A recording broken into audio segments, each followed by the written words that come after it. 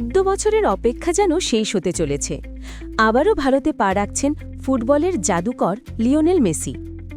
ডিসেম্বরের ঠান্ডা হাওয়ায় যখন ভারত মাতবে উৎসবে, ঠিক তখনই 13ই ডিসেম্বর থেকে শুরু হবে তার বহু প্রতীক্ষিত সফর।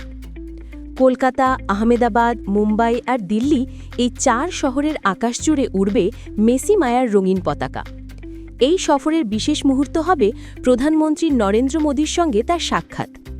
তবে ভক্তদের জন্য সবচেয়ে রোমাঞ্চকর চমক অপেক্ষা করছে মুম্বাইয়ে। ঐতিহাসিক ওয়াংখেড়ে স্টেডিয়ামে এবার 22 গজের পিচে দেখা যাবে ফুটবল জাদুকরকে।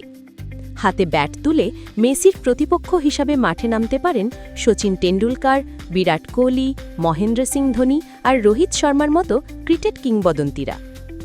এক মাঠে বিশ্বের 2 খেলার 2 মহাতারকা, দৃশ্যটা ভেবে ভক্তদের বুকেই কাঁপন ধরছে। কলকাতার সঙ্গে মেসির আলাদা সম্পর্ক। ইডেন গার্ডেন্সে পশ্চিমবঙ্গের মুখ্যমন্ত্রী মমতা বন্দ্যোপাধ্যায় তাকে জানাবেন আনুষ্ঠানিক সংবর্ধনা। শিশুদের জন্য ফুটবল কর্মশালা পরিচালনা করবেন তিনি, উদ্বোধন করবেন একটি ফুটবল ক্লিনিকও। আর তার সম্মানে আয়োজিত হবে এক ব্যতিক্রমী টুর্নামেন্ট, গুড কাপ।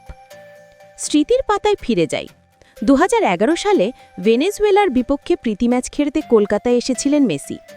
সেই সফরের উত্তাপ এখনও মনে রেখেছে ফুটবলপ্রেমী বাঙালি। এবারও 13 বছর পর তার প্রত্যাবর্তন ঘিরে ছড়িয়ে পড়েছে উন্মাদনা।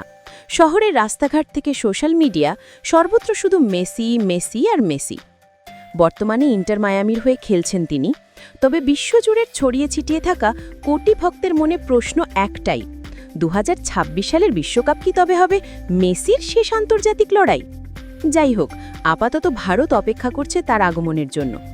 আবারও ফুটবল জাদুকরের ছোঁয়ায় মাতবে কলকাতা, গর্জে উঠবে মুম্বাই, আলো ঝলমল করবে দিল্লি আর আহমেদাবাদ।